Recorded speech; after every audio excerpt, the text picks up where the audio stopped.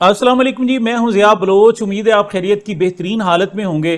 سامعین، عمران خان صاحب کے ٹویٹر اکاؤنٹ سے 1971 کے حالات کے حوالے سے جو ایک ویڈیو 3.5 منٹ کی پوسٹ کی گئی تھی، اس کے حوالے سے بڑی دلچسپ صورتحال پیدا ہو گئی ہے۔ ایک طرف تو جو پی ٹی آئی کے رہنما ذرا ہچکچا رہے تھے، 2 قدم پیچھے ہٹ رہے تھے، پریشان تھے، اور وہ کہہ رہے تھے شاید ڈیلیٹ کر دی جائے، ان سمیت ساری کی ساری پارٹی جو ہے وہ اس سوشل میڈیا ٹیم کے ساتھ کھڑی ہو گئی ہے۔ عمران خان خود چونکہ ساتھ کھڑے ہو گئے تو انہوں نے اس کو ڈیفینڈ کرنے کا جناب، اس کا دفاع کرنے کا جناب عزم کا اظہار کیا ہے، اور انہوں نے کہا جی کسی صورت یہ ٹویٹ جو ہے وہ ڈیلیٹ نہیں کی جائے گی۔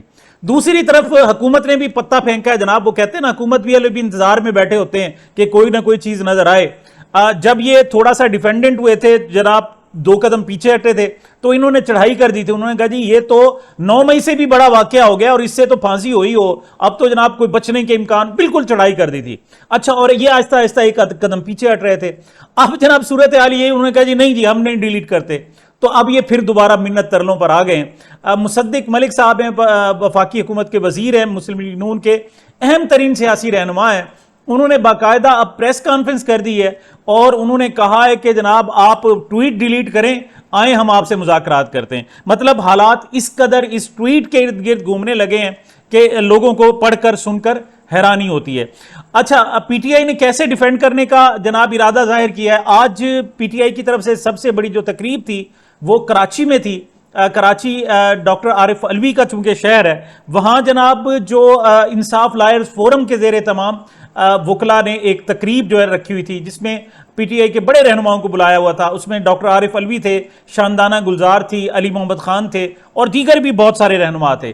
اس میں جناب ڈاکٹر عارف علوی نے خطاب کیا اور انہوں نے کہا جی کہ ہم اس کو ڈیفینڈ کریں گے، کیونکہ اس میں ایسی کوئی بات نہیں ہے کہ جس کا ہم دفاع نہ کر سکیں۔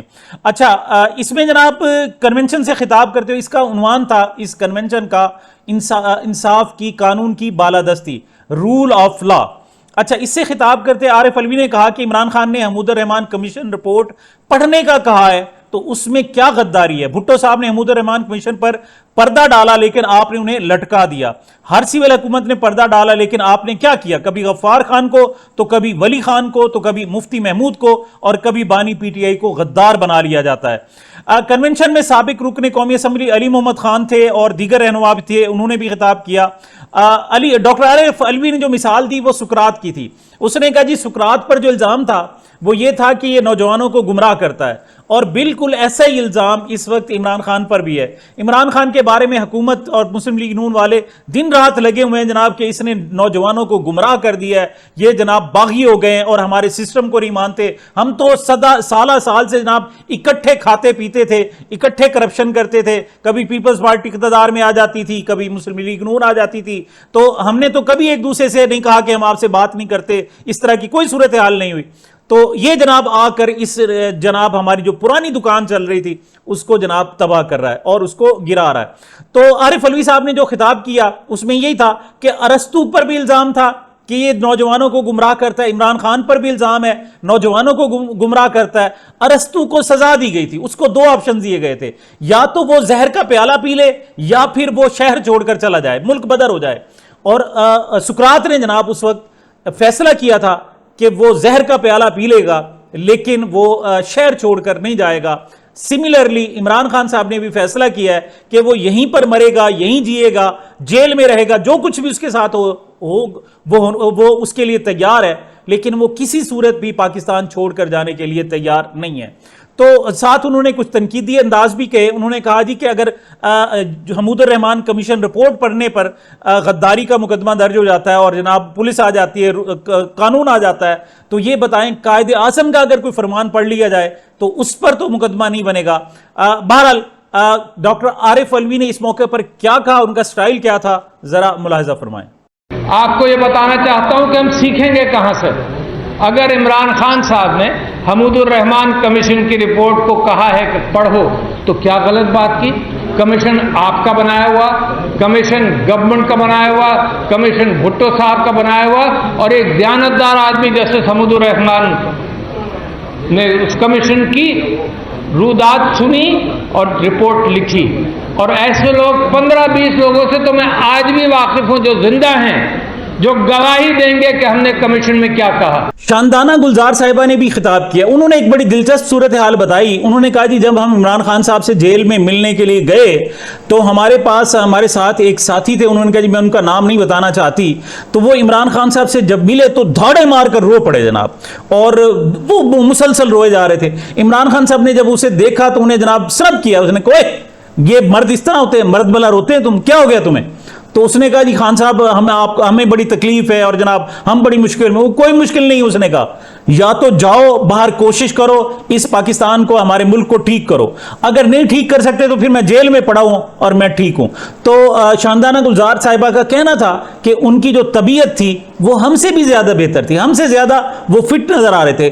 क्या कहा शानदाना गुलजार ने, जरा मुलाहिजा फरमाएं। किसी के बाल सफेद है, किसी के उड़े हुए थे, और मैं नाम नहीं लूंगी, हमारा एक कॉलीग था, वो तो इतना आबदीदा हो गया खान साहब को देख के, इतना रोया, साइलेंट, मुंह से नहीं रो रहा था, कि खान साहब उसे कहते कि शक्ल ठीक करो, मर्द ऐसे होते हैं। मजा भी आ गया। हमने कहा सर आपको नजर नहीं आ रहा कि हमारी अंदर से क्या हालत है, खुदा का वास्ता निकले। ही रिफ्यूज्ड, मैं नहीं आ रहा, या वतन ठीक करके दो या मैं अंदर ही ठीक हूं। ऐसा ईमान अल्लाह हम सबको दे।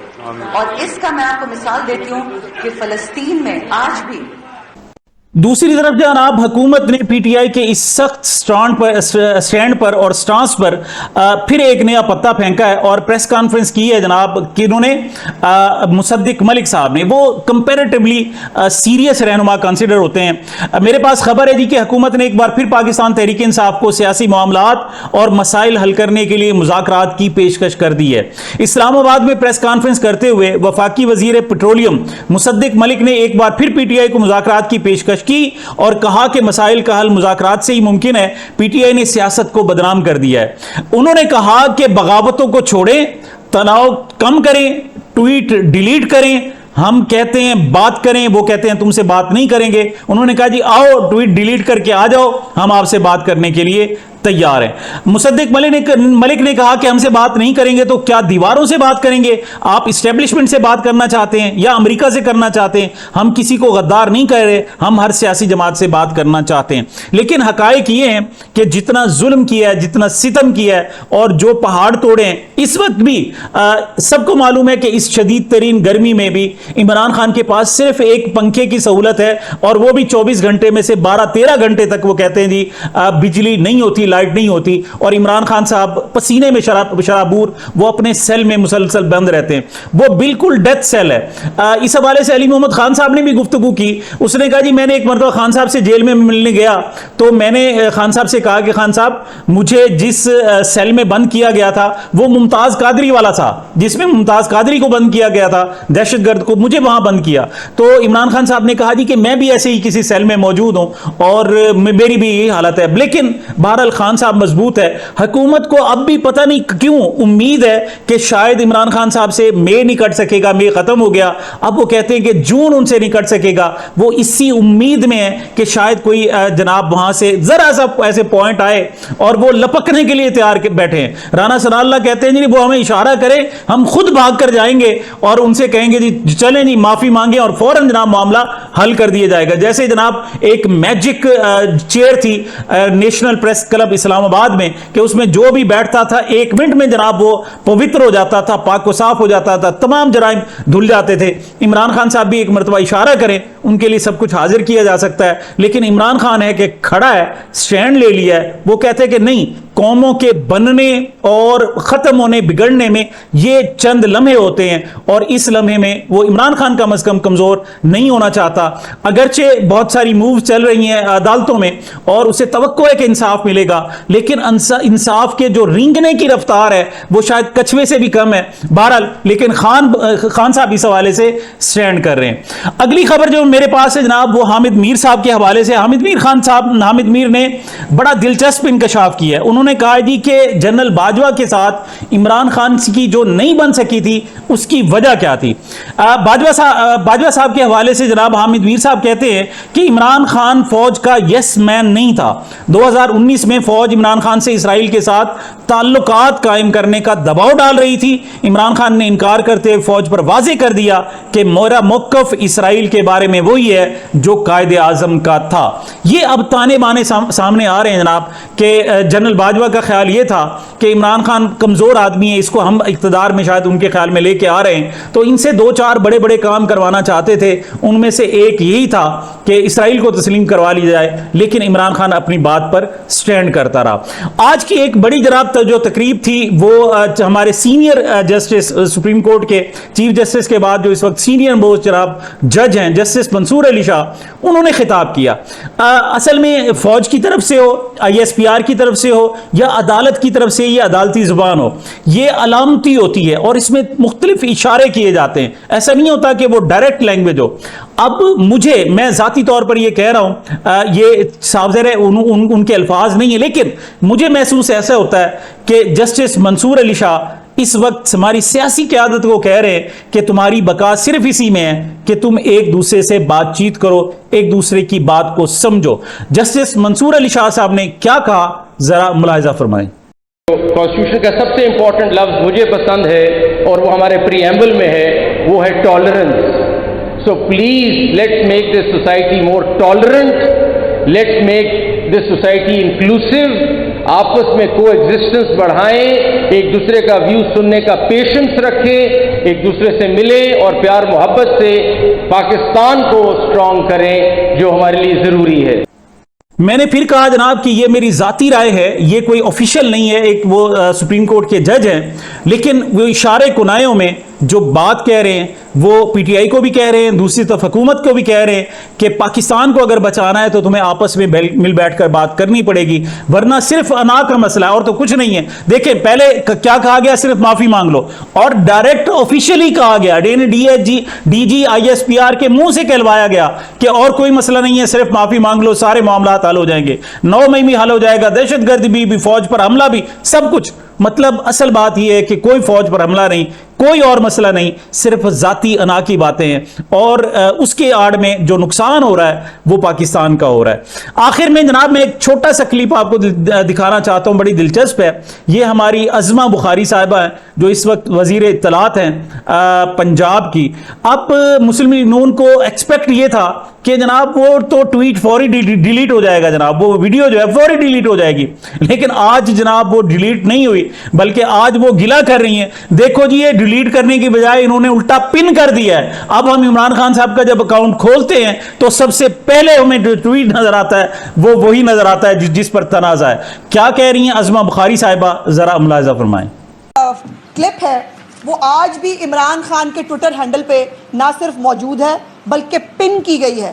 سب سے اوپر یہ پنڈ ٹویٹ ہے ابھی تک عمران خان کے اس کے اوپر. کلپ ہے وہ آج بھی عمران خان کے ٹویٹر ہینڈل پہ نہ صرف موجود ہے بلکہ پن کی گئی ہے. سب سے اوپر یہ پنڈ ٹویٹ ہے ابھی تک عمران خان کے اس کے اوپر. جی جناب, خبریں اور بھی ہیں, لیکن اگلے ویلاگ میں. اب تک میری یہی گزارشات تھی. مجھے اپنے چینل کو اپنی محبتوں اور دعاؤں میں یاد رکھیے گا. ملتے ہیں چھوٹے سے وقفے کے بعد.